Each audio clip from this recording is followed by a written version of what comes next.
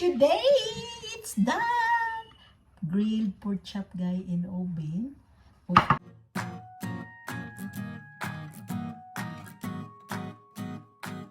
Good afternoon to everyone guys. It's almost 3:45 here in Norwegian time. Kakauwi lang ako galing trabaho. And then it's minus temperature outside. It's cold. And this morning it's nag-snowfall siya guys. So now we are going to make family dinners. That is mag-grill tayo ng pork chop guys. So I have 1 kilo and 500 gram na pork chop. Ang ginawa ko guys, kinakat ko siya sa yung side by side para hindi siya siya magganan. And then ko na siya, kinakat ko siya sa gitna a little bit using by nib. So I have the mixture. So I ketchup, oil, and oyster sauce, and soy sauce, and pepper powder, and garlic powder, and bell pepper. Isusulat ko lang sa descriptions guys pagkatapos ng video anong recipe na ito. Napakasarap ito guys. Promise, juicy siya. Basta kainin lang nyo kaagad. So ito na mix na lahat yan guys. Kumpleto na yung mga ricados na yan. And then next we are going to do, ano lang natin, gumamit tayo ng brush, ibabrush natin dito sa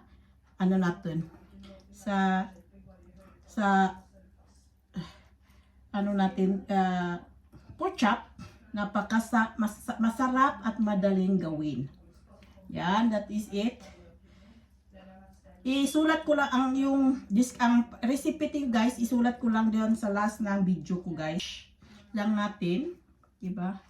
Yung lahat ng natin, gumamit lang pong brush nito. Yan.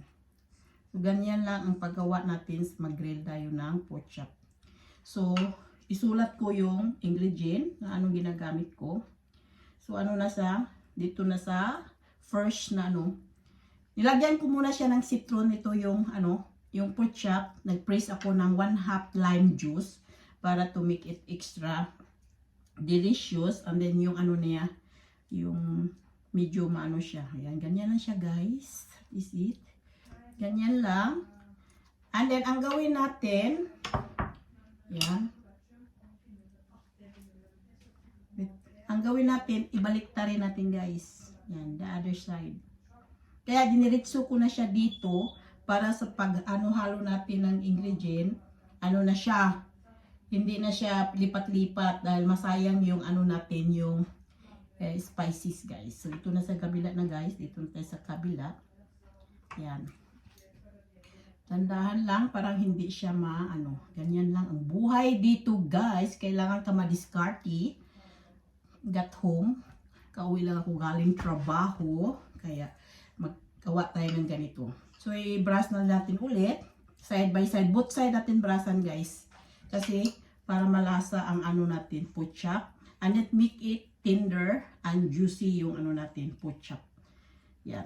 Nakaluto na ko ito isang beses guys. Nagustuhan nila at malasa.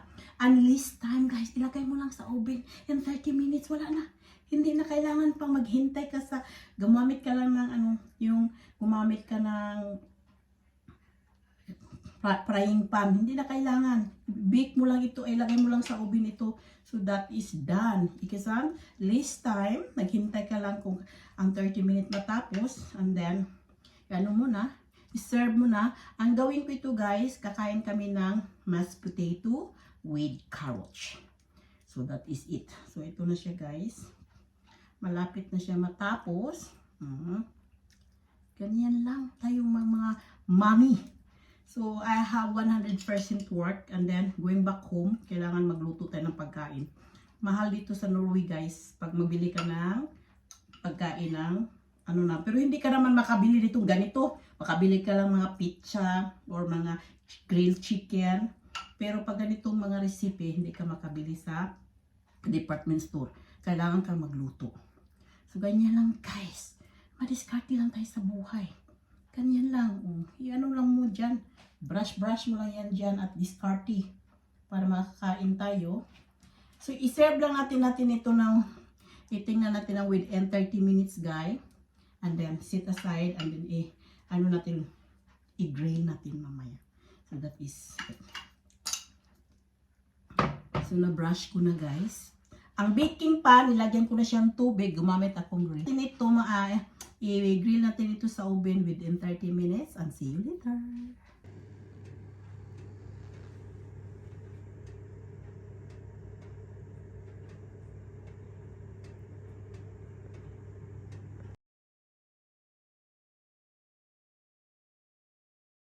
Grill is done guys! Ito na siya guys. Tingnan. Yeah. Wait. Tingnan natin guys. Dahil luto na siya. Ito na. And this is it. Yummy, yummy.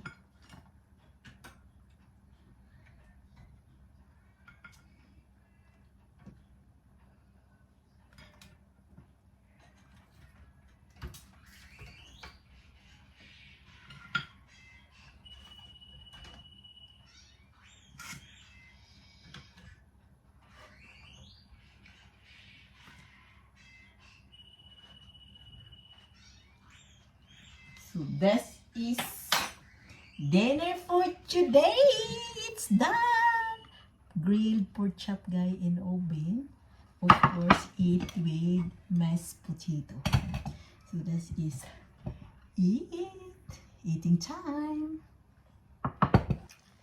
Guys, tikman natin guys. Yummy.